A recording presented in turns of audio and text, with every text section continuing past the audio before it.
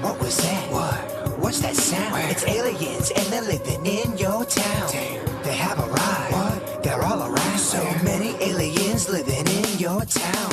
Are you scared? Hello, weirdos out there in Weirdo Land. It's the Weird and Whatever podcast, a podcast where we discuss the paranormal. We discuss things like, is the government lying? Mermaids, Bigfoot, all of that cool cryptozoology stuff. And how the heck is everybody doing? Doing well. Very good. Let's start it off real quick, and I want to wish everybody a happy No Socks Day.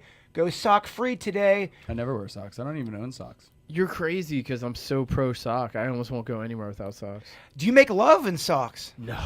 Gosh. Okay. Isn't that just the lamest look ever? Vicky. Yes. For the record, yes. Oh, jeez. Yeah. If you're completely naked and a guy just has socks no. on. It's such a turnoff in, I guess, No. either gender, right? I don't know. If a girl is naked and just had socks on, I like tall socks. I'm So tall socks is different. High socks? well, we're already getting into fetishes. We're not even a minute in and it's fetish hour. What about ankle socks? Yeah. Yeah, that's what I'm saying. It looks lame. I don't know. Socks don't really bother me. I will say this, though. The other day, I had no socks on, and I put on my alien shoes. Now, I usually wear sandals. You guys always see. I'm either barefoot or wearing sandals. It's very rare for me to put on a closed-toe shoe. There was a frog in there, Vicky, and it was slimy, and it was gross. I don't know if you ever stepped on a frog, Beckett. It's not very fun. No, it's horrible. And I'm not sure if you've ever woken up to a frog jumping on your neck. That's awful as well. No. I had a major, flying palmetto bug when I was a kid, and I was in my dream. I woke up. I was like Ace Ventura when he found out he kissed Finkel in the shower. I couldn't get it off me. It is weird when you are in a dream and someone's tickling you or grabbing you, but in real life there's a roach crawling on your leg, my gosh. and it kind of morphs into your dream. Yes. It's odd how that works. Now, when you have to pee in your dream, and because sometimes it becomes the storyline, 'cause I clearly have to pee, but in my dream, I can't find a bathroom, but I can't wake up either. Do you guys ever get that? Yeah, I can't find a clean bathroom. In my dreams, there are bathrooms available, but they are not clean. gross. Therefore, I cannot use the bathroom. Now, is that a reoccurring dream for Oh, you? yeah. Oh, yeah. You have reoccurring dreams? Mm-hmm. If you don't mind, off the top of the dome, what are some reoccurring dreams you have? I have that, where I can't find a clean bathroom. I have fire dreams. I have snake dreams. Oh. And I have tidal wave dreams. Really? Yeah. Yeah, I have a lot of tornado dreams. A lot of my teeth fall out. I hate those dreams. I'm going, oh my gosh, my 2 front teeth are gone. How the hell am I going to go into the show tomorrow? Virginia's going to notice this. Doesn't that mean something, though? The teeth falling out? Isn't that like one of the main common ones? Well, that leads me to our next discussion, dream analysis. Is it horse shit? Or is there really something to it? To your point, they go, oh, if you dream about losing your teeth, that means you're sexually frustrated, or A, B, or C. If you are naked at school, it means this. Is that just a pseudoscience, or is there something really behind that? Well, when I do dream analysis for people, I take a combination of different things. Like, say they had like a big giant white rabbit in their dream, right? And it didn't really fit in. So that's something I'm going to look into the dream book for. But I'm also going to know, okay, what's going on in your life? What did you eat before you went to bed? Things like that. And I take a conglomeration of all that stuff to come up with how I interpret the dream. That's a good point. I think whether it's investigating your house for paranormal activity, whether you're trying to get better sleep, what are those things are you doing in those? Because the devil's in the details. Are you drinking caffeine at 7 p.m. Right. and you're not even realizing you're doing that, and that could be the contribution of you not sleeping? Or is it you're watching something that's not very relaxing? With any situation, I think the devil's always in the details, and until you do everything in your power to knock out the negative parts, you really can't say, oh, it was a ghost, or it was this, Right. or it was that in my dream. Beckett, you look like you want to say something. Yeah. Say it. So it was a big part. It was a big part of my psychology. So I worked with a psychologist for a long time. He was recommended by my mentor, and he's like one of these hard to get into kind of guys. And I bring him up because he was huge on dream analysis. And he's a legend. He's studied Freud, Otto Sperling, Carl Jung. And what he explained to me is that dreams are condensation of the subconscious. So he encouraged me always when I woke up to, write down my dreams, because dreams are kind of a funny thing. It's like a balloon that can float away. If you don't really try to anchor it when you first wake up, it's amazing. Just after 5-10 minutes, you kind of It's like sand in the fingers. lose it. And when I used to tell Dr. Prasar, the psychologist that I was working with, I was like, well, I didn't have any dreams last night. He goes, Ryan, you always have dreams. It's just whether or not you remember them. And one step further that I found very interesting, because he used to work sometimes with patients that he was in charge of eventually discharging them from the hospital, based on whatever the context. And he said they used dream analysis to know when that patient was ready to be discharged. He goes, there's 3 steps. I'll do it quick. The first step is you don't remember your dreams. So the psychologists that believe in this and study this and the research anchored in it says, what are you repressing if you don't remember your dreams? Secondly, you remember your dreams, but you're an observer, not a participant. Third and finally, and this is where they're closer to the point where they will discharge a patient, you not only remember your dreams, but you're also a participant in your dreams. And I found that really interesting. I had never heard any of that before. Well, see, that's what I have. Now, since I was a child, and I'm not trying to turn this into a therapy session, but I do find the whole dream world quite interesting because I don't understand it, and I don't think we understand it. I think we've got, we have some knowledge, obviously, but since I was 6, I have deeply struggled with night terrors to a point where I've accepted that, like flossing your teeth. It's the way I sleep. Now, I am going to be 48.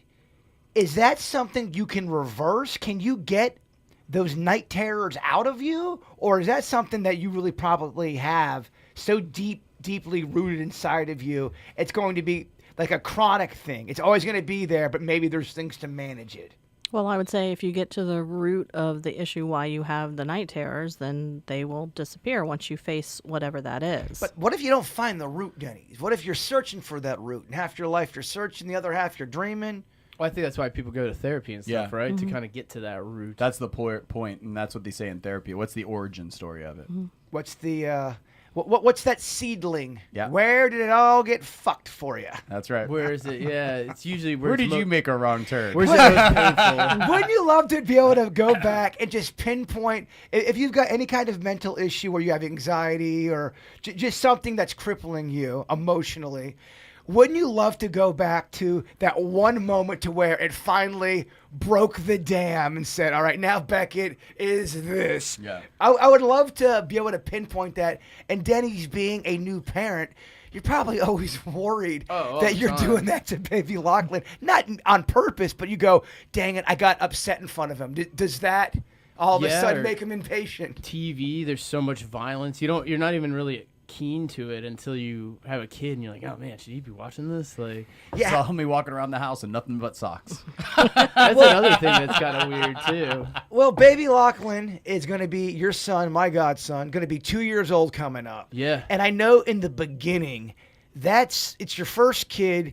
There's a lot of worrying and a lot of anxiety I would feel. And I feel like you're constantly would be worried. Always. Does that start to wane a bit the older he's gotten? Oh yeah, so the worries just shift to something new. You start getting used to the ones you were worried about, and then you kind of like, all right, maybe he's not gonna fall off the couch and break his neck or something, And then he graduates to that next thing. Now he's climbing over something, and you're like, oh, he's gonna fall and break his neck now. It just keeps escalating. It really never ever goes away. You kind of just.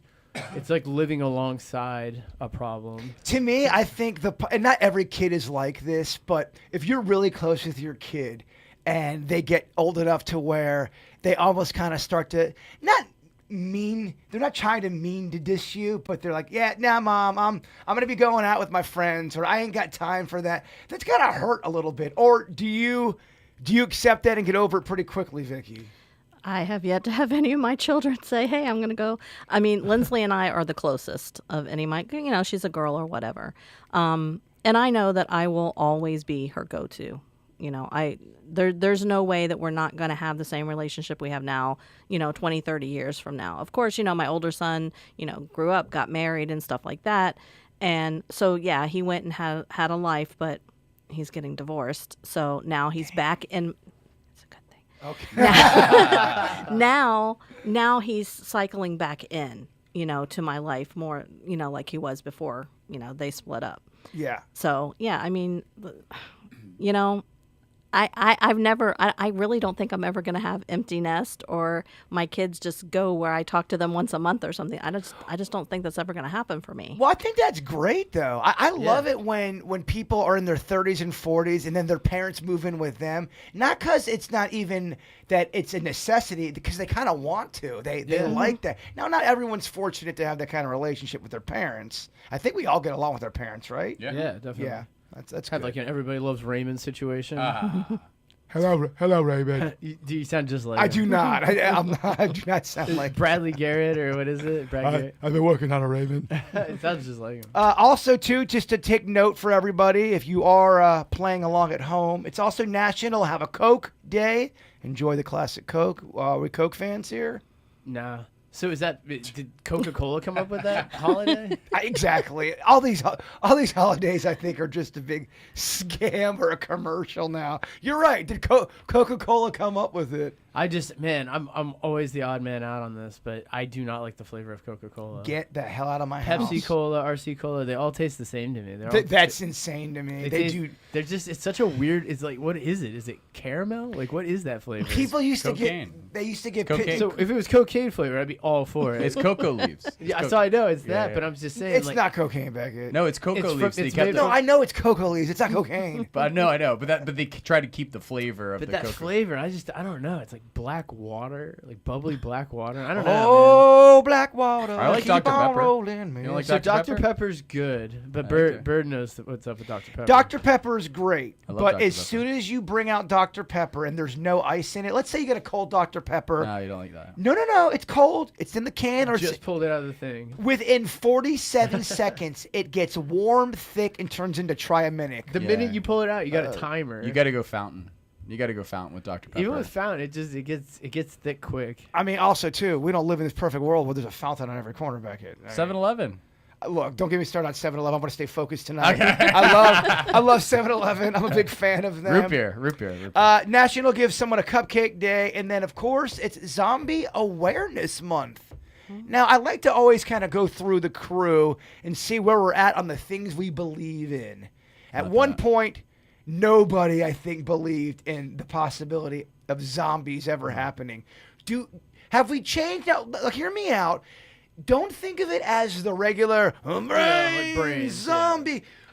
But are we going to get to a point where people who are basically dead or in a coma with lights out, you're not going to be able to resuscitate them? They have a way to almost put some kind of serum in them. Serum. Oh, I heard And that this morning. then all of a sudden, they are kind of like, yes, I'll make your eggs Benedict. So you're saying like using how they use like bioweapon warfare? Yeah, they're zombies, but they're just kind of almost, they're not really alive, but they're doing things for you. Is that a possibility in the future, or there's no way? I've been watching too much sci-fi, Vicky. Oh, just a little bit too much. But in voodoo, there are certain drugs and things that they do that mimics almost like being a zombie. Like Weekend at Bernie's Part 2. Yeah. I think you could have something zombie adjacent. Remember the bath salts thing and stuff like that, where people were like mentally crazy and eating people's faces and stuff like that. But like zombie adjacent. My big problem I have with the whole zombie thing, is unlike all of the other different kinds of scary stories and whatever, the zombie story is always exactly the same. Isn't it? More than less? Like They more or less always win. the and people are storyline kind is of- always, in any zombie movie, it's always the same general plot. I disagree. Really? There's one that I think kind of turns the table on everything.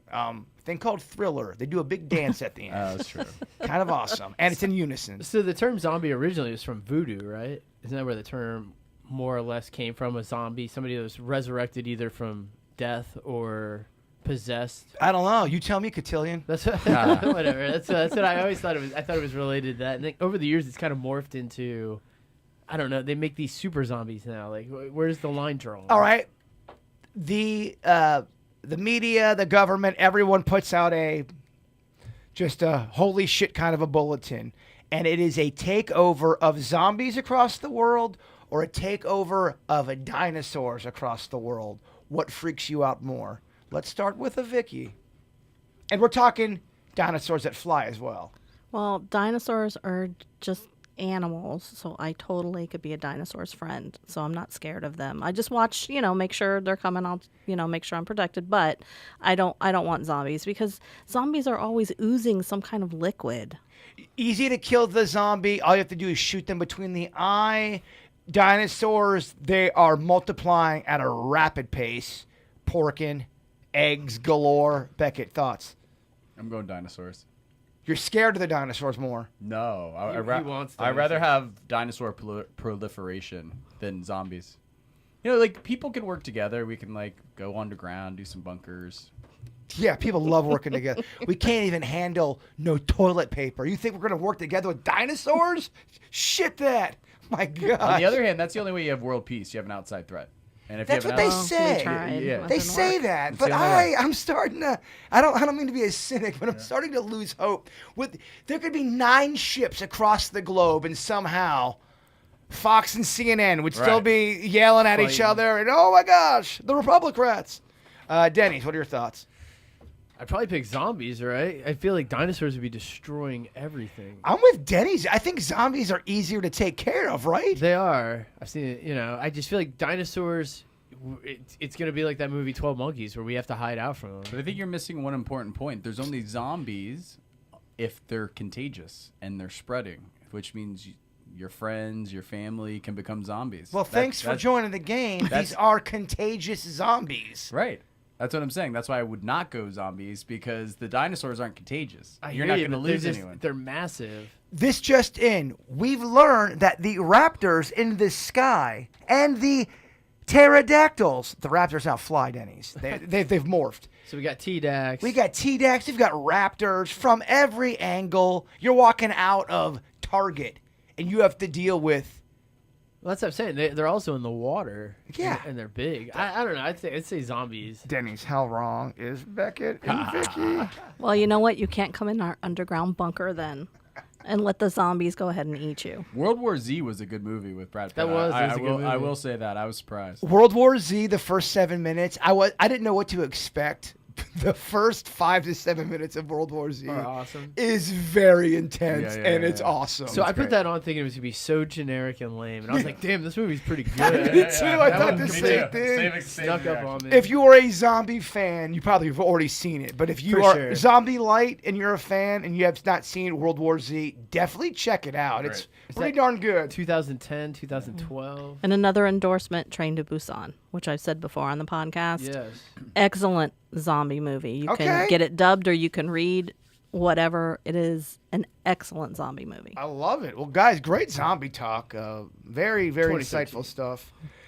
Vicky, you always do a walkthrough, and if someone's new to the podcast, if you don't mind, briefly let us know what a walkthrough is. When you come into my house, you do something. So when I come in, I just kind of clear myself and I walk through the different rooms to see if I pick up on energy or any specific activities. It also gives a chance for if there's something in the house, sometimes they will interact with me. They may, grab my shoulder, or, pull on my arm or something like that. So this, I was curious because A, there's been some stuff going on here, and B, I did a deep clean of a big living area that I've been kind of residing in. Parts of my house is blocked off because I'm redoing certain, what? Something hit you? What's going on? Yeah, something just, Bug? that's what I'm checking. Check and see if you see anything flying Is it a around. gnat or is it a ghost? I don't know. Something literally just brushed me right Is here. it Nat King Cole? Was I don't know. Let's look. Was I it a mean, loving touch? I don't know. It was a touch. I mean, I didn't get much emotion from it. Interesting. I've learned how to, touch without tacking any feelings to it. Well, as you were walking through, did you get any touches, any senses? Yeah. The 2 bedrooms both had the door closed. Both were this one here, especially the music room. studio, yeah. I can't stay in there for more than a couple minutes because I feel like I'm going to fall over. Why is that? So I don't know if it's because that room and the master both had the door closed. So if there's any spirits and the door's closed, they take over that space. So it could be that it was more intense because the door had been closed and their energy had built up. So the foyer, I got nothing. I got nothing in the kitchen. I went into the main living space, and I didn't get anything until I went right in front of the couch. And when I got right in front of the couch, there was like all this electricity, and something touched my arm. And so that was the only place that I had like any physical interactions where something was touching. But I didn't get it until I went right in front of the couch. Yeah, only reason why I bring it up is because my girlfriend Honeyface has been having moments where she thinks I'm right behind her and she hears something and she goes, "Were you just in this room or were you just right behind me?" And it's I'm nowhere near her. Right. Now, are they targeting her now because she stays over here at times and they know we dance? I'm not sure that I would use the word target. I mean, Okay, they're just would looking you use for the word Walmart.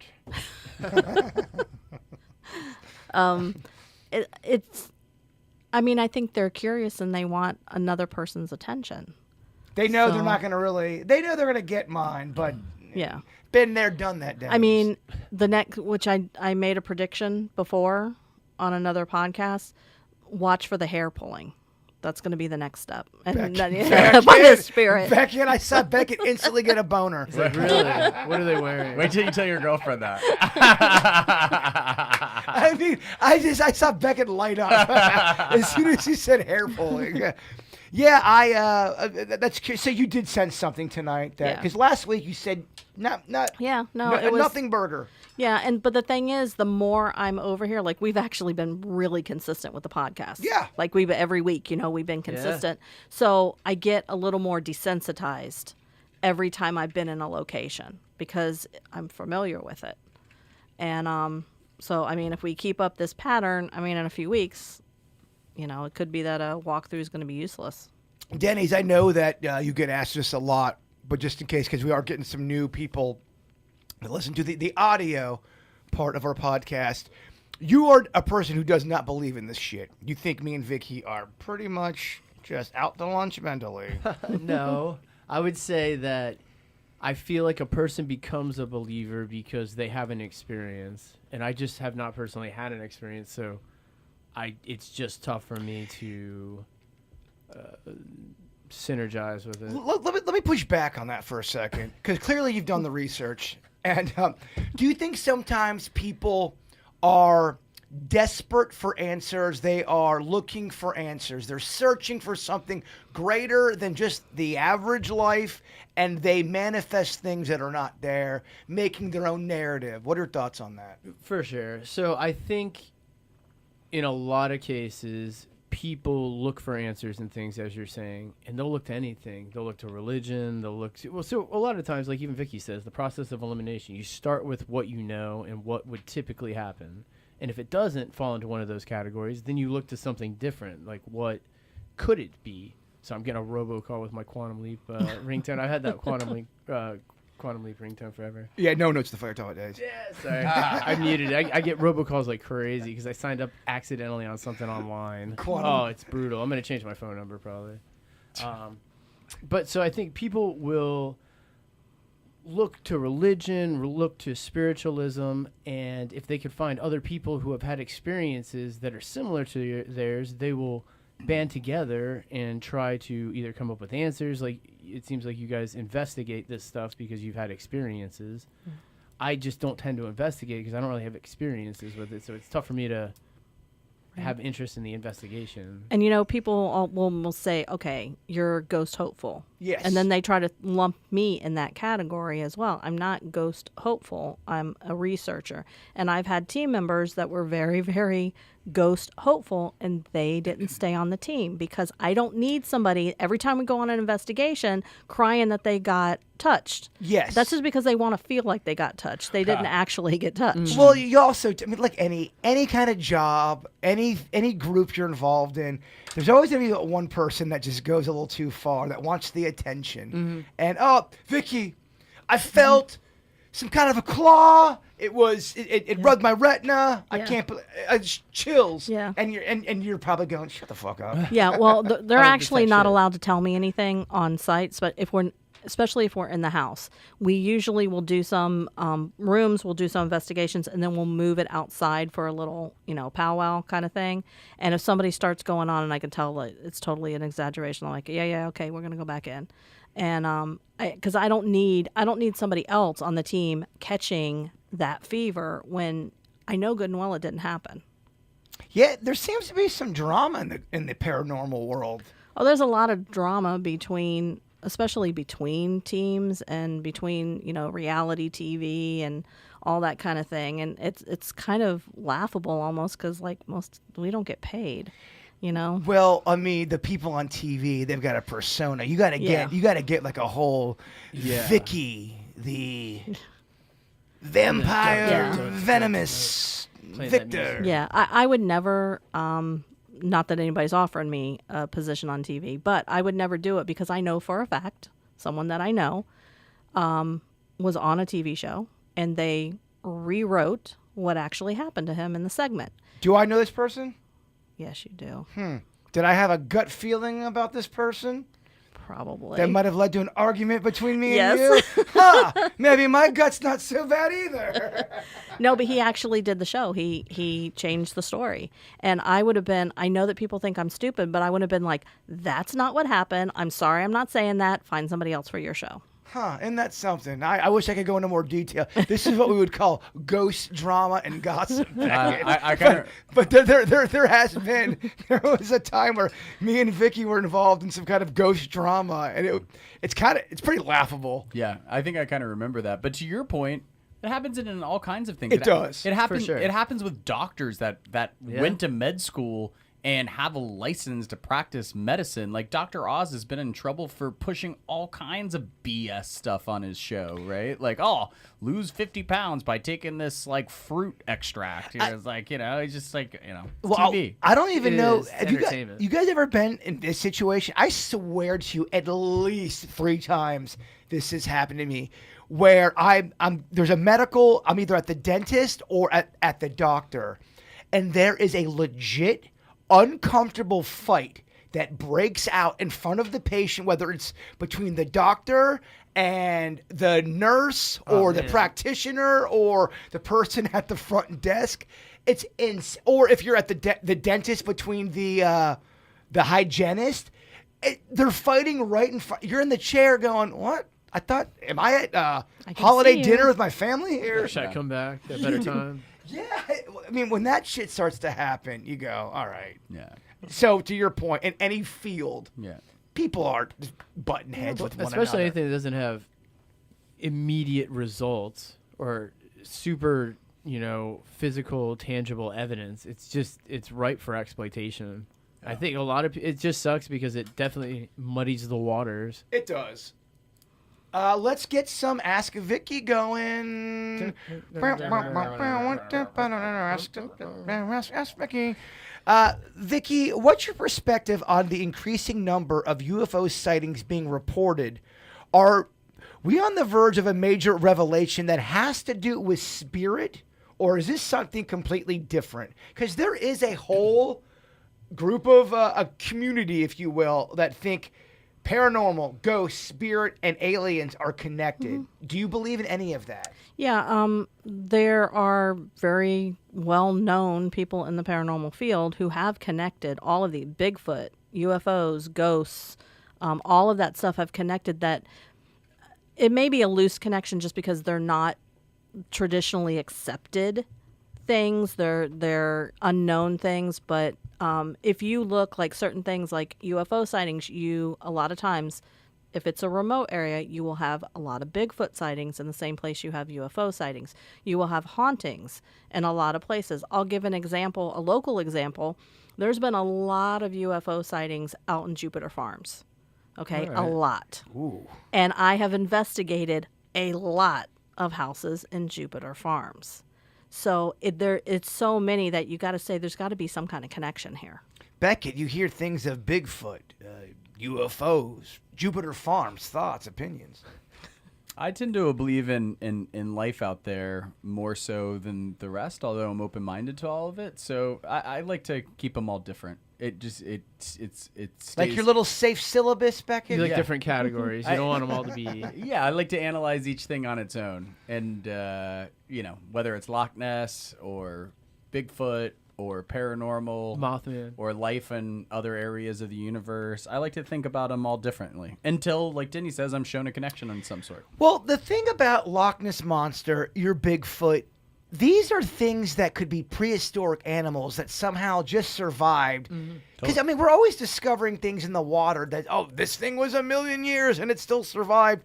Is it that crazy to think that a Bigfoot type of gorilla ape like animal that's so large and runs with great speed maybe doesn't exist like it used to, but there's still smatterings of it around? I mean, technically, it's a Bigfoot. That's just a human term we use. Why is that? And they've seen it's- them in different regions. Right. Yeah, I'm not saying it's Harry and the Hendersons, that he's gonna, oh, hey, let me make dinner. Loch Ness Monster, same thing. An old prehistoric snake-like serpent in the water? Of course that's possible. I don't know why that's considered, oh, get your tinfoil hat on. I mean, We Yeah. used to have all sorts of crazy animals that don't exist anymore just because the climate's changing and Well- terrain's changing. They used to have sloths that were giant. They used Well, to dig tunnels. we get things wrong in real time. You mean to tell me we know everything that was around back then? And we can definitely say, oh, this species, without a doubt, is extinct. I don't know if you can say that. I'm sure there's places maybe that some are still around. Like you say, there's no absolutes, but if we know a lot about animals that lived millions and millions and millions of years ago, and we can't figure out something that lives in a little lake, I think as time goes on and more research and bottom scans and more eyeballs, Well, that's and more- technology more and evolving. more technology, it's still, you got to always stay open-minded to it. I agree. No absolutes.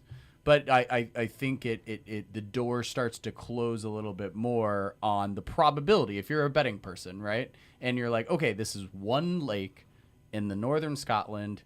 They've had millions and millions of dollars of expeditions and eyeballs and tourists and scans on the bottom. And, and we're finding pterodactyl bones and Tyrannosaurus and new species through archaeology all the time.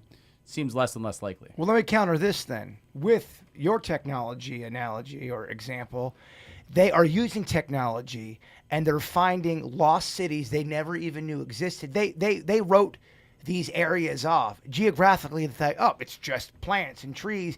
Then they got technology and they're seeing through technology there's stuff underneath that surface. Yeah, There helps you. were things there that we never even knew, and we are finding that out in real time in 2025. Totally. So if that's possible, I am just throwing back at you, why would a Loch Ness Monster or a Bigfoot type of species, maybe it's got survival skills we don't understand. Yeah. I think it's, to me, you did a Denny's then. Yeah. I think they just discovered there was an ocean under the ocean. Did you hear that? I'm not trying to. Hold on. You know what? Yeah. That's what I'm saying. The fact that we just discovered an ocean under the ocean. I would have rather have you call me a dick face than to say, yeah. I'm sorry, Denny's. I was trying to go on. The oceans under oceans. Yeah, I'm just saying. We just discovered that. So, Well, I mean, yes! who would have thought that was even a possibility? I'm actually kind of agreeing sort of with your theory, Beckett, meaning, yeah, technology may give us answers of shit that we never even thought were possible. Oh, 100%. 100%. Whether it's radar, AI, say- all kinds of different things are going to help figure a lot of things out that have been burning questions for a long time. The water scans are getting better. I think Oh, yeah. water was just tough for humans to go into for a long time. But here's a point to Jaybird's case. We knew that a major passenger jet crashed from Malaysia, and we couldn't find it. We knew it was there. Yeah. The Malaysia flight, we couldn't find yeah. it. Where is that? We couldn't thing? find it. Yeah. And we started doing like with the best technology Yeah. and everyone's scanning and like doing graph points. And what sucks is when you can't find something that you go, all right, clearly you're going to find a jet. You're going to find that Right. somewhere. There's going to be a wing. There's going to be something. And when you can't find nothing, that's when conspiracy starts to happen. Totally. Oh, different dimension. Or they're covering it up. Or whatever. Right. Insert whatever. That one is weird, though. That's That is weird. It is weird. In fact, there's quite a few stories out there that are weird if you really do the research that no one talks about, and they are documented. That the laws behind it, the government's, it's been stamped, but it's just one of those things that no one talks about because maybe it's too subculture, it's too weird. People don't. I don't know. It's not the Kardashians. It's not. Look at my tits. I don't know. I don't know. No, I agree. There's so many cool stories out there that really supposedly happen. We don't ever talk about. Yeah. And there's nefarious ones that, I'm not a big conspiracy theory, but you're like, that Galinda Maxwell, like, how come she's just like, no one's talking about that? It's just crazy. Like all these bad stories. And like, I'm not a conspiracy theory guy, but you're like, how come there's no follow-up to this? They're in the cycle and then they're gone. Right? It's crazy. To go back to some Ask Vickies here, I know we're a little all over the place, but I love it. Good conversation going on here. I love it. I get this a lot, Vicky, because I think we're living in a Black Mirror time where technology and all this other shit is crossing over, and it just says, dear weird and whatever, have you ever encountered a spirit that communicated through modern technology? How can we tell if a haunting is using digital means to reach us? Some people are they're being nefarious as a human. How do you know the difference between a ghost and a human? And why would ghosts not want to use technology? They do. I mean, it's an easy thing for them to manipulate. We use spirit boxes, which is basically just, a broken radio, and it's using those wavelengths to, say what they want to say. They absolutely use electronics. Now, if they're referring to how do we know the difference or something like that, I mean, I'm a little more skeptical if I wasn't there. Like if I'm in a location and I know for a fact that, Beckett did not say that, and I have this male voice saying something, then I can verify that was none of us. So it gets harder if you're looking at other people's evidence because you're always going to look at it with that skeptical eye and be like, that was just, But if you take it, then you know the situation that was recording. Right. So I know the integrity in which it was recorded. So, but there's this one kind of funny example is we were using an angel box, which is kind of like a spirit box, only it goes a little slower. And we were at a location and the spirit there was not a nice guy. And so I got a little more, I'm like, listen, you need to stop. And all of a sudden the angel box, it plays an excerpt and it's like, you're a bitch girl from the Hall & Oates song. Wow. And it played that whole bit instead of just like one word. It said, you're a bitch girl. And so, is it proof? No. Do I think something used, an electronic device to say something to me? Absolutely. Well, and also, too, a big Hall & Oates fan, just to there you go. FYI. Last Ask Vicky, a little bit more lengthier. Every night, exactly 3:15 a.m., I see a shadowy figure reflected in my bedroom mirror. It stands there watching me. I can smell my late grandfather's pipe smoke. The temperature drops whenever it appears, and I hear faint whispers that sound like his voice. But then his voice starts to change and morphs into a weird ball shape instead of just my grandpa.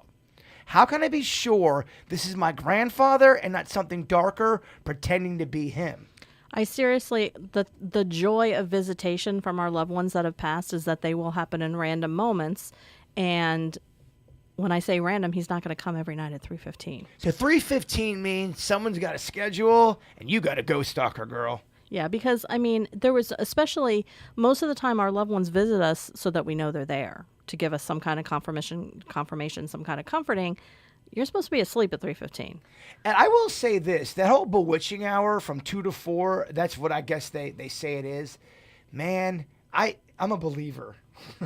There is just a lot of more activity between 2 and 4 around here. And I always go, because I'll wake up and I'll hear some bullshit and I'll hear something rattling around and they'll keep waking me up and I'll look at my phone and go, 3:17, Yeah. 2:14. And then it ends after 4. Now, is that all in my head or is there really something to that? You know, there's a couple theories as to why that's called the witching hour and why it's easier for spirits to communicate. One is that between those hours, almost everybody's asleep. People don't have electronics going. They're not rushing around. They're not doing anything. And so the spirit that's interacting is more able to match the frequency in order for you to see them or to hear them. I've also heard, too, that is a time where it's not always a ghost trying to mess with you. That's a time where a loved one or an angel or, someone that's passed on is trying to get your attention and leave you a message of hope and love. Is that possible as well, too? Or am I living in la-la land? La. A Really? little bit. No, I'm going to say that because if it's that time of night and you have a loved one, what they're going to do is they're going to come to you in a dream. And we were talking earlier about dreams. If you wake up from a dream and you remember every single detail and your loved one was in it, that wasn't a dream. That was a visitation.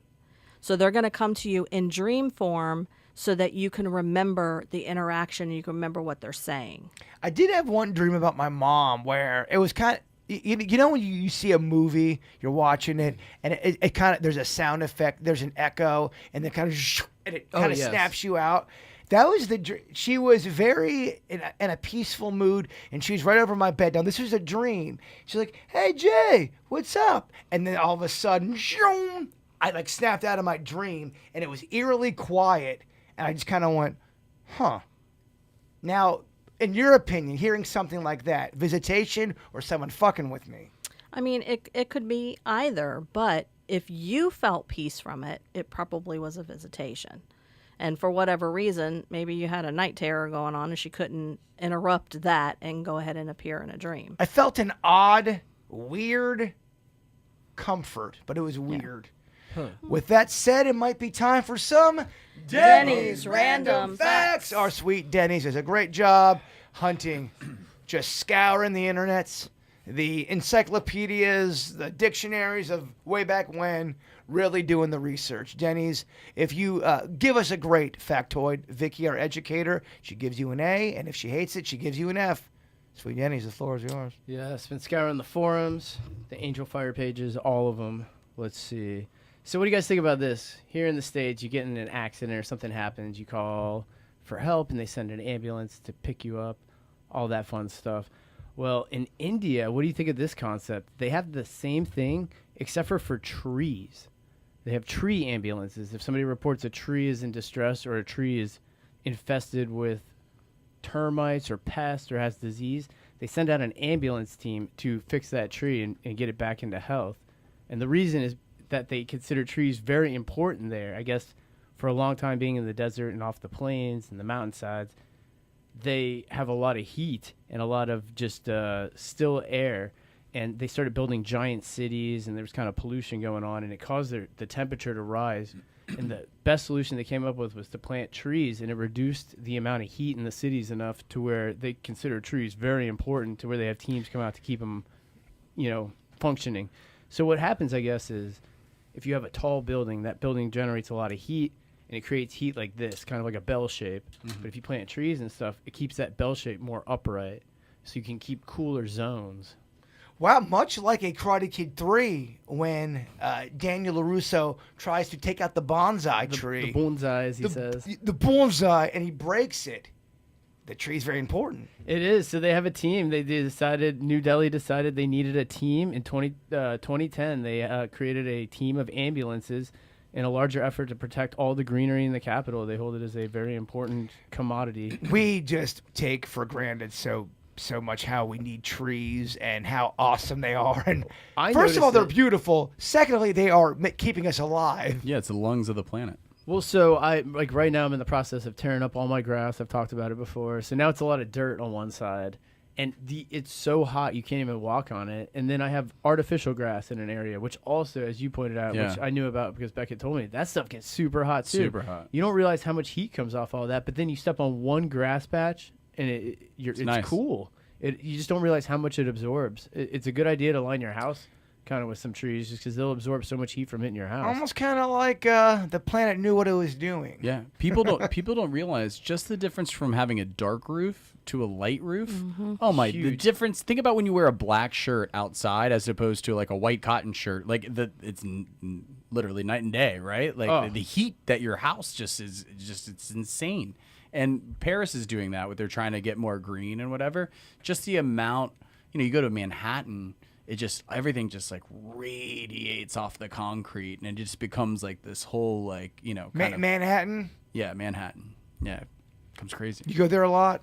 I love it. When you go to New York City, do you see a lot of guys with mohawks, spray painting the sidewalks? No, Go but and get out of here. they're smoking weed everywhere now because it's like recreational legal, and it's weird. It's weird coming from Florida to see like someone just stand on the corner smoking a joint. The news makes it seems like Everywhere smells like pot here. everything smells like pot, and everyone's got an orange mohawk, and they're all gonna get They're also counterculture. the brass knuckles are gonna get you, kid. Yeah, no, it feels like a European city to me still.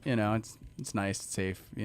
I think it's fun. All right, Vicky, you are itching to grade him. I'm going to give him an A for, that's actually a really nice fact. Yeah, Cool. we are. Surround yourself We're, with green. yeah, we're tree people over here. We love trees. I do. Something about trees. I love trees. I just sometimes I could just look at a tree and stare at it for hours. I'm trying to convince my neighbors, down the street to start planting like baby trees so it eventually becomes one of those canopy, because some of the streets down from us, they have that. And like you go on the streets, it's so much nicer, prettier, and dramatically cooler. You walk out in July of August on my street and you can fry an egg. Oh, yeah. Well, insane. I mean, not to sound corny, but there are certain trees when you walk up or you see it, it's kind of like it almost takes your breath away a bit. It really is like a painting Have you ever of seen nature. Not to sound like Katy Perry going up to space. I'll send a picture of it. coming off Have like you that. guys ever seen the tree by the Flagler Museum over on the bike trail? It looks like a prehistoric elephant. You know what I'm talking about? It is absolutely insane. Someone was saying a lot on that side of the tracks. Let's see. So I like these animal symbiotic relationships, and Becky pointed out earlier, man, I hate spiders, but this is such an odd pairing. There's tarantulas, burrowing tarantulas, that have been observed to have pet frogs accompany them in the hole that they live in, the burrowed hole. It's kind of cute. It is kind of cute. Until the spider takes down the frog and eats it. Here's what's weird. This particular tarantula actually does eat frogs. It's part of their diet, but they don't eat this one type of frog.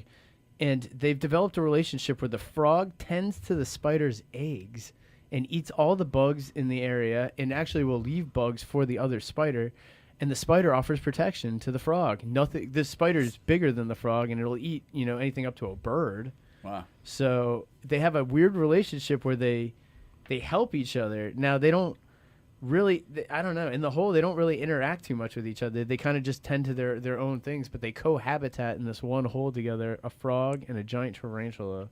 I want frogs and trees all over, and tarantulas. Oh, my God. I I definitely hate want tarantulas. Oh, my gosh. Oh, I want a rock garden full of trees, rocks, tarantulas, and frogs. Ugh, Dude, they're so... hairy. Oh my gosh! So there was this I forget what planet it was, but it lined one of the boat ramps. So we were putting boats in, and everyone's like, "Dude, watch out for the spiders," because they knew I was afraid of spiders. And they're like, "Watch out for the spiders! They're all in the bushes." I was like, "Whatever, guys." And they're like, "Watch out for the spiders." I turn around, and there must have been 10,000 spiders behind me. Oh my gosh. The whole bush was just lined in webs and spiders. My mom would always tell a story, and we'd always make her tell. Oh, Mom, tell us the spider story. She was a kid and bought all these red cherries at a grocery store, and they were poor as fuck. So she had basically Charlie Bucket from Willy Wonka money. Yes. She found a quarter. She's like, oh my gosh, I'm going to get cherries. So she buys this big bag of cherries, brings them back, and they just were littered with spiders. They were all over the kitchen, all over everywhere. At least that's what she told me. Yeah. Yeah, tarantulas are particularly disgusting to me. Yeah. All right, that's another A. Pretty weird. I liked because the last time I had that caterpillar that wore dead bodies on it. I thought that was so awesome. You are on an island. You haven't eaten in 7 days, and it's lights out, baby. You find a sand dollar size tarantula. It's barely living. You have to kill it and eat it. Do you do it or do you die? I would definitely kill it and eat it. Yeah. Okay, all right. You cook it. Well, I'd stand back with a sandal and just be like trying to. You have no sandals. You're barefoot. I'll make a spear. I would not grab it and like wring its neck and kill Or it. just throw a rock or something. Yeah, I would do something of that nature. I'd have to use a tool. But you would fry a tarantula if you had to. Yeah, because I seen that people do eat them, so they must offer some sort of. I'm not hyped about it by any means. No, but if you were stuck on an island, I think you become hyped for a tarantula. I'd even like stuff I wouldn't want to kill, like rabbits and stuff. You'd end up having to eat. I think you'd have to. I think I go vegetation as much as possible. For sure. Maybe go a little fish. You ever try to open up a coconut though? Like even with tools, it sucks ass. Like I couldn't imagine using rocks to open up a coconut. So hold on, I want to talk to Beckett real quick about what he was talking about. So you are gonna get fish. You're gonna make a spear, and go fish. Well, I don't know how I'm going to do it. I'm going to go look for plant life first, and then whatever I can't sustain on plant life, then I'm going to go fish. What if the plant life, it's shit. There's not much there, but there are 11 squirrels. It's only a last resort. Okay, you're on your last breath. Yeah. You go, I have to make a spear first. And And then you got to catch a squirrel. it's a lot of, that's what I'm saying. I don't think Beckett's thought this through. I think you would start with animals and be like, "Fuck this," and then go just eat plants. No, I mean, by the way- I'm already veg, so like, You're on an island. Your boat capsized. Your friends are dead. Gilligan You died. can eat the coconut meat. You can eat the They're just coconut such meat. a pain in the titties. to Coconut. There's open. no coconuts on this island, Beckett. Most islands have coconuts. No, this island it's actually called Coconutless Island. That's the name of I it. just eat leaves. Please, I just feel like, oh man, this sucks. I can't believe I'm saying this, but I think Beckett's the first to go. No. No. But then I'll just make a net and do, you know how you see A people. net? Yeah. With what? Beckett, you're on an Palm island. fronds. Wow. I kind of now want to turn this into a Survivor. Like we got Chat. to go out Oh. and survive. I got yeah. booted on casting on Survivor. What's that? I got booted on casting a Survivor. Maybe that's why. Yeah, because you refused to kill an animal. and That's eat why I it. did. Cause That's why I did Bachelorette. The first thing you said, well, I'm a veg. She's like, get this fucking guy out of here. I'll make a net out of palm fronds. Nah, the palm fronds? You seen when they make the hats out of palm fronds? That's your homework. Try Next to, week, Yeah. come in here with a net made try out to of just palm start a fronds. fire. Yeah, I don't think you got the coconuts to make a net out of palm fronds. You have 1 week. Yeah. 1 week. And that's a week. That's not you're on death's door. That's a week. You have a You got to make a basket out of palm fronds. chat I room. got shit I gotta do. Chat room. Hold Beckett accountable. Yeah, we want to see a basket. Hold him accountable. Jeez. I got graduation this weekend Oh wow. Well- what could you possibly be graduating from? from the thing I finished in Gotcha, August. It's gotcha. finally a walk. Yes, Dr. Beckett doesn't have time to make a palm from basket. I'll do it on the way back. Doing the whole graduation. That's Yeah, awesome. Congrats. So we love AI in here. We're always talking AI and the Oh, yeah. advancements it's making in life. Love it. And now AI can understand what chickens are saying. And who's going to verify that? So Exactly. scientists have developed a system that has decoded chicken clucks, detecting their emotions like hunger, fear, contentment, unlocking a whole new way we understand animals. You think they'll do it for women?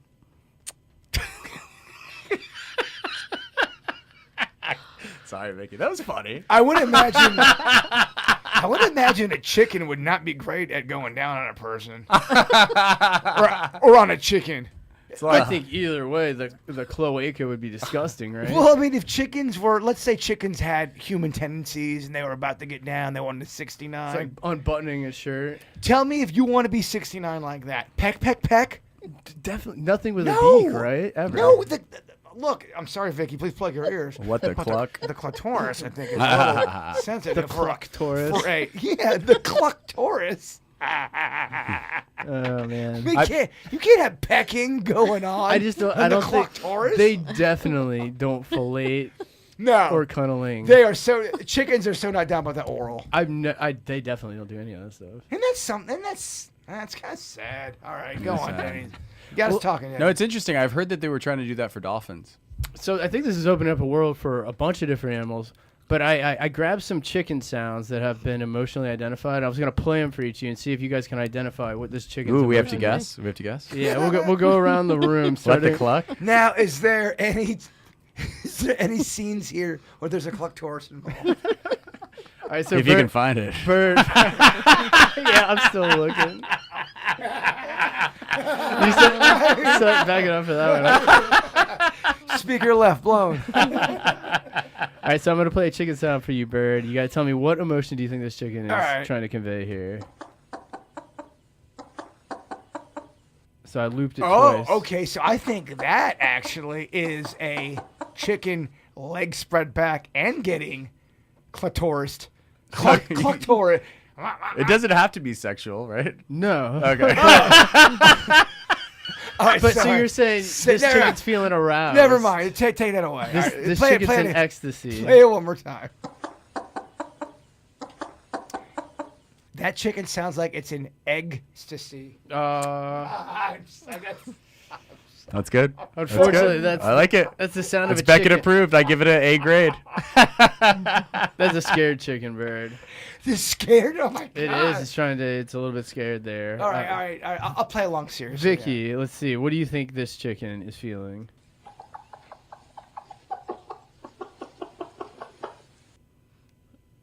Excitement? Right. It kind of excitement's tied in there. I would say humor. Excitement because something's There's a happening. predator. Excitement because something's happening. What's happening?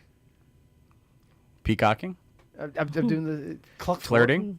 no. You're Keep going. doing the jerk No, off. Somebody's giving food. throwing food. feed up. Okay, but it looks like when you're throwing feed, it looks like you're tossing. All right, it looked like I was tossing off with the chickens. I'd give Vicky credit on that one. I feel like. Thank you. Beckett, what do you think this chicken's feeling? What emotion do you think that is? It's sassy. Yeah, he's kind of right. That's playful. Sassy, playful. Any That's a more left? sassy chick. Any All right. more left? Yeah. All right, Bird, what do you think this chicken's feeling? You can really hear it at the end. Yeah. Fear. That's stay back. That's Yeah. get back. Fear. That's a get back chicken right there. Vicky, what do you think this chicken?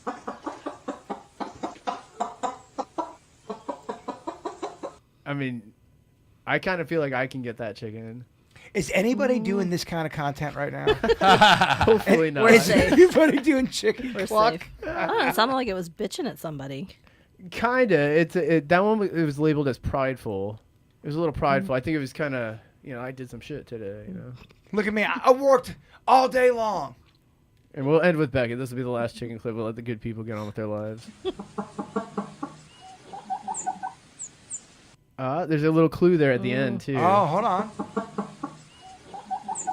It's a mating call. It's a little different than that. How much did it move? Well, if you hear those high pitched chirps in there, it's kind of a clue to it. It's a. Oh yeah, that's straight up. Oh, the babies. Yeah. Finally, yeah, just they're all finally, happy. It's cheerful. They're getting that- cheerful chickens. Yeah. Wow, Denny's. I gotta tell you. So AI got all those right. We're kind of just see. There's the technology. There's where it works. Oh, you like AI, do you? Well, it kind of turned me with that because I mean, if they can figure out what emotion animals are feeling. By the way, what a fun game! I love. a great game. I love the cluck game. That was great. Thank you, Denny's. Very well, good job. you guys looked like you needed it. I love the little games. All right, the game pushed it to an A. Yeah, that's great. Otherwise, C for chicken. I'm having Yeah, great you were fun. close. Well, I think it might be time for some. With Beckett. Robots in disguise. With Dr. Beckett. All right, Mr. Dr. Yeah, Beckett. Dr. Beckett. Thank you. He is the man that likes to let us know about the technology we need to learn about, use in our life. What do you got, Beckett? So, you see horror movies and you see like a cat or a dog get the hell out of there, and you're kind of like, you got to look what things around you are doing, right? And we've talked about all the stuff the technology is doing, great stuff. and I'm usually a proponent of it, but we always got to acknowledge the negative sides, like Jay Bird would have us look at, right? And what are people doing?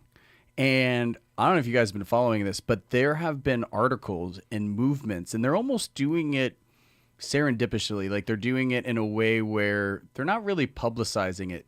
A lot of billionaires and like tech people are they're becoming preppers.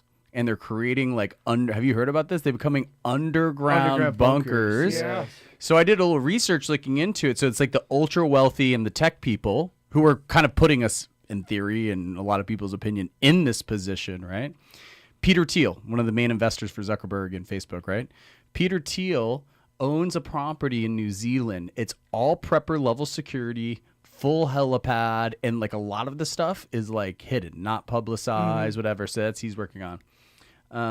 Doesn't Rick Ross also have an underground bunker where he said he could drive his cars into and park his cars? Yeah, and like Zuckerberg in Kauai, and he's like quietly buying up, trying to be quiet in Hawaii. He has all these secret tunnels, bunkers, massive fencing, and there's like become like a local super backlash on it. Sam Altman, who's OpenAI, ChatGPT, he's admitted to prepping with guns, gold, potassium iodide, antibiotics, battery, water, gas mask, and it's in a remote location that no one is aware of.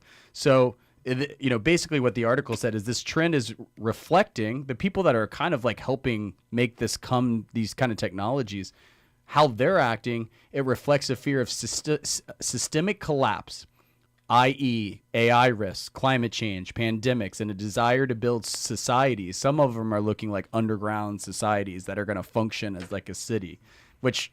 Or if people turn on the wealthy, they want somewhere to retreat to. Yeah, it's absolutely horrifying. So Bird and I have been right this entire time, then. Yeah, 100%. So what do you think? Do you Right. think they all know something we don't know, and they're all prepping? Well, I think about it like this. Listen, if you got $1 billion and you're investing in gold and wine and real estate and the S&P 500 and, Bitcoin and all that stuff, why not carve out, $20 million and like get a bunch of antibiotics? I mean, I would do it. God forbid you get hit with a nuke and you have a nuclear fallout shed, or shit hits the fan, or aliens invade, or pandemics. It's not like the worst idea anyways. Yeah. But I think that a lot of things like nuclear proliferation. I mean, right now you have two countries that have nuclear powers, Pakistan and India. They're in a hot war right now, and you have all kinds of other things. It just takes one crazy person. Well, my that's what's always scary. One insect can damage so much grain.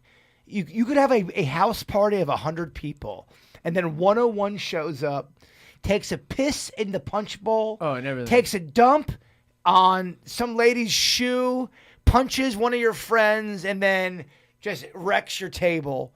That one insect kind of ruined your whole party. Out of 100 people who are cool, that one fuckface kind of ruined it for at least, I don't know, 20 minutes of that day or that night. The system's designed just to move. And if something stops that, it really does halt everything. And people don't know how to react in a lot of situations. Yeah, just we always bring it up. The toilet paper off the shelves. People just don't know how to act on mass hysteria. And I know I sound like a broken record, and being in the media, I'm sure it sounds weird of me always saying this, but I do feel the media, the overall media, I mean, we're a radio show that are trying to make people laugh for the most part. We're just a local radio show. There's major media outlets out there. They really do kind of determine what people are talking about, whether it's the drones in New Jersey, or if it's fluoride in the water, or if it's something to do with the president, or whatever the media decides to really make everyone talk. That's what you're talking about. Yeah. And it's kind of scary. So if they're all buying underground bunkers, I'm like, all right, what the heck? Well, it makes you sometimes go, is this wrestling? Is there something else going on? Is this a storyline? Is it a script? I don't know. And you've said it best, Denny's, when you go, the news started to lose credibility when it started to get rated. Yeah. It messes When up you get everything. rated, that means there's money involved. Advertisers. Advertisers is the big Advertisers thing, are yeah. going to dictate Yes. what Beckett can say, what he can't say. Yep. Hey, Beckett, I heard you do that one piece about technology, but next time Yeah. you can't say that because blah, blah, blah is paying our bill, and they don't like that. 100%. That's how it works. Yep, that's Yeah. the problem. Yeah. It's a major problem. Yeah. But the people who are in charge, people don't care about anything but the green. Yeah, it messes it up. It messes it all up. You It's can't get always- away from ads. Well, They're whether it's everywhere. rubies, gold, money, currency, whatever you're buying to get have a better life, that's Mm-hmm. going to always dominate, and it's going to cut the small person out. Yeah. Always. 100%. 100% the money messes it up. I talked about this on the, did the Appalachian Trail and the importance of it, because I've really leaned into ChatGPT and I deal with technology. I'm in sales. I have a business. I'm on my phone way more than I should be, and computer and whatever. And I got WhatsApp and Slack and different emails and all this stuff. So nature washing, big in Japan, it's becoming bigger and bigger. And I've always said this. I was like, it will be a new form of hospitality where people can go just unplug and check out. So there's a big place, a ranch in Texas. There's a big place in California. And, some are like more, like the Thailand Buddhist, where you actually just go hike, do yoga, whatever. But now tech companies are getting involved, and they want to like actually help you with meditation apps and smart, and I'm like, But it's counterproductive. We're trying to get away from this. they're So doing now you're making- biohacking. You know, and you know what? You want to meditate? Grab an old spiritual book that Yep. talks about meditation and read it, and then do meditation. 100%. Get off the fucking internet, because it's a cesspool. I'm not saying there's not great. Of course, there's great things on the internet, but you can't go wrong with an old school book and going with your gut and your heart and your spirit. Yep. I I think think that's you just kind need of, some time not stimulated. yes. Just a little bit. You don't even need that much. You're right. You can just unplug a little bit each day. We got to. We're so connected to the point we're disconnected. Too much. Yeah. It's too much. Or you think about how many times you're not thinking and you grab your phone and you're holding. You're like, was I checking something? Was I supposed to? What did I grab this? And you put it back down. You're like, oh yeah. And then you grab your phone again and you don't even realize. You grab it so instinctually and just start doing stuff before you even realize what you're doing. Totally. So the next one, my thing that I'm going to finish with, I'm going to be careful with, so I want to set it up properly. So I downloaded this app. It's AI, and Jaybird and I have had this discussion. I know he in a lot of ways is against it, but this is why I'll set it up this way. So I am not a good singer. I've taken vocal lessons. I've taken vocal lessons, and the lady is like, well, you're not tone deaf. That means I can help you, right? So I was thinking, just like, because I love karaoke, right? And I love the quote, we don't sing because we're happy because we sing. And I think I love that. So love far, that. I'm in. So far, you're in. So I think why it's become a cliche of people singing in the shower is that's the one place they have privacy, right? And it's kind of like dance like nobody's watching. Well, the shower is the one place where hopefully no one's watching, and people can belt out the song that they really like. And so the way I look at it is you don't have to be Picasso to paint, right? Like you don't have to be You don't have to be Michael Jordan if you never can make a free throw. right. Like if you want to play basketball with your buddies out in the driveway, like you don't have to be Michael Jordan. Like it's okay to lose at horse and You don't have to be a porn star. to have sex. To have Yes. kids. Good sex. Yeah, good sex. Yeah. You don't have to be to have good sex. So I'm not using it. So here's where I might save myself with Jaybird. I'm not using it to publish it or to take fake credit. I'm looking at it as more of like a karaoke kind of like fun thing. Because like I wanted to set up at my house. I have a little karaoke machine, like an NPR Tiny Desk, right? That's awesome. Yeah, It's great. It's fun. it's kind of like a little auto tune. So I'm just gonna finish off. We'll just do like 20 seconds of it. So this is your song. So this is my song that I sang, and AI auto-tuned it for me. It's my favorite song of all time. So Hold on, it's me singing. Hold on. I want to make sure I have it here. I want to make sure I get this artist interview right. Your first single, so to speak. First single. I mean, I've been single for a long is your time. personal favorite song of all time. Favorite song of all time. I love it. Yeah. And your artist name is what? Ego?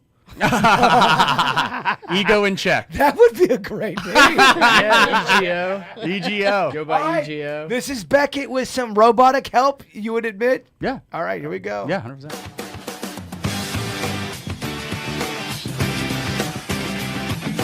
Great song. Say these shots out of life.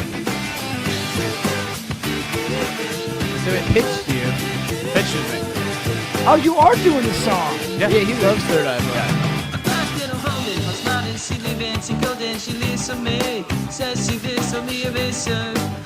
Motivation, she comes right and she goes down the lead. And it'll make you smile like a job for you. Do ever what you want to do. Come Crazy. over you. Crazy, right? Keep on smiling what we go through. One stop to the rhythm at the bar too. Can it be to you like the cross to the birds? Jump another line like a coda wish it could. Coming like a free show takes the stage. I'm just waiting for the hook In here. the case of place you say I want some yes to get me through this.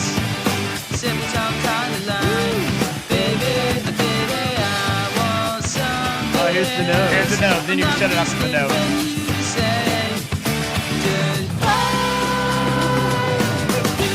It's pretty impressive. I mean, it sounds great. It does does. sound great. So it has a little bit of my it's always funny when you hear yourself on a voicemail because you probably did one this year. Facts. You don't get the vibrations when you Yeah, hear when you yourself. speak. So when you hear what you sound like in real life, like on a voicemail or something like that, you're like, ooh. You're like, oh, man. I sound like that, and so it's kind of funny to hear you sing, recorded back. But So I apologize. I thought you were doing an original song, but you were just doing a karaoke Yeah, version. karaoke version. That's my bad. Enhanced. Yes. Look, I'm not gonna at all blow smoke up your ass. I thought that sounded great. Thank you. But yeah, I mean, it's fake, right? But Because yes. it's auto-tuned. It's auto-tuned, but artists do that all the time. it's auto-tuned, but it's fun. Like, say you want to make a song for your girlfriend or your mom, like you can, I think you know what I think. Here's what I have a problem with. I don't think I have a problem with someone getting help with their voice. I think I have a problem when it's something that you write and you say it's from you and it's Right. not from you. I respect the reason why I loved Billy Joel or love Billy Joel is because he wrote songs that came from his heart Right. and his spirit, and it made me not only love his music, it made me love what he was about. And that was a big part of why I love music, whether it's him or a James Taylor. When I hear somebody write something that came from their soul and it's original, that turns me on. I love that. Yeah. And whether it's good or bad, I think the idea of originality is something we should never lose. right. And I get nervous sometimes where, how it is. Everyone's got a podcast. Yeah. Everyone's got this. I mean, and not everyone's good. Right. So things are watered down. I just don't want something I love and respect and revere so hard Yeah. to become a fly-by-night. Everyone can do it, and it's A, B, C. Shit. Totally.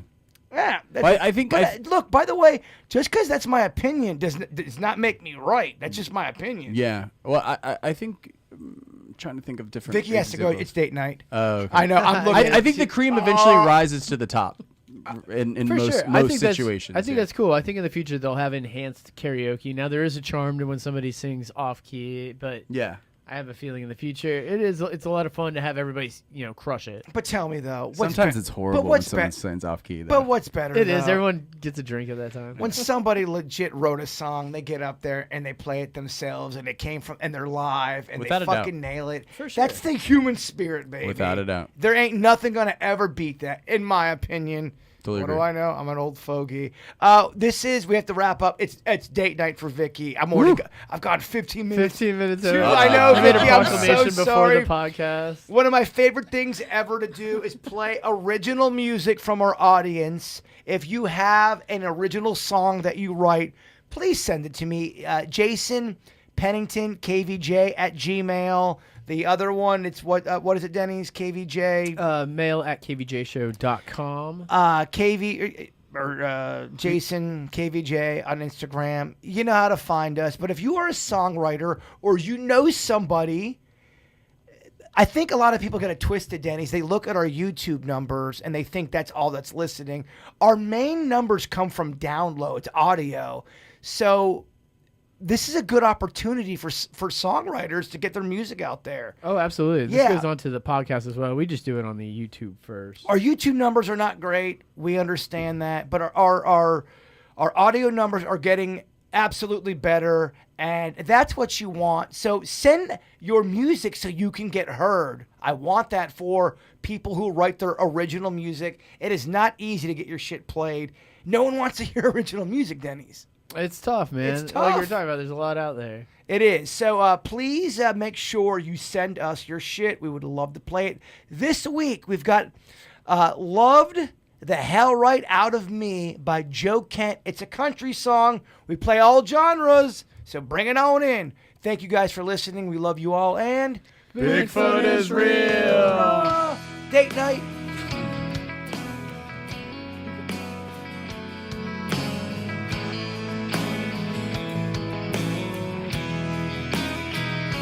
The morning sun just broke across the sky,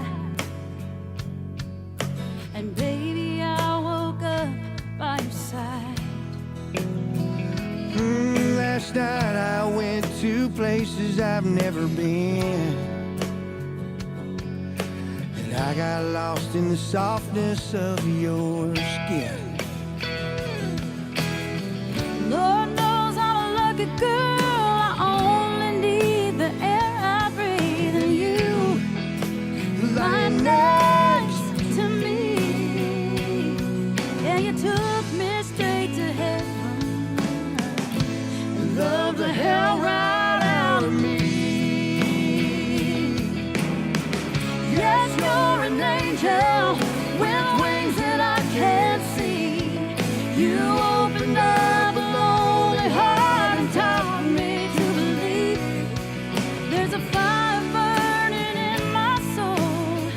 It's wild and free. 'Cause you took me straight to heaven and loved the hell right out of me.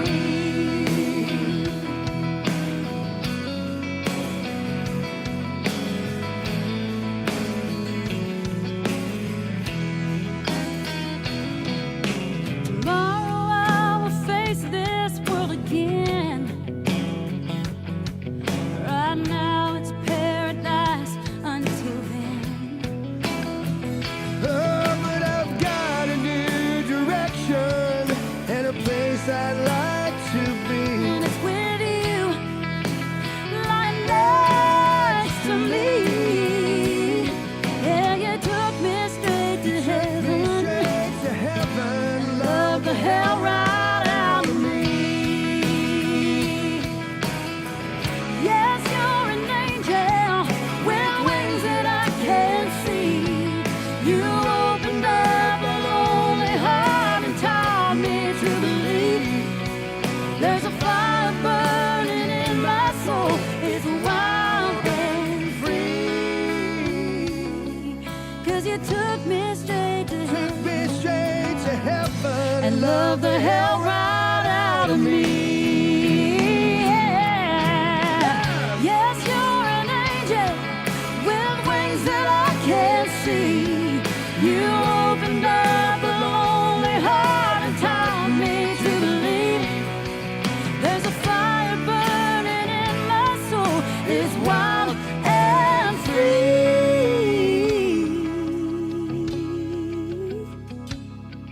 'Cause you took me straight to Took me straight to heaven and love the hell right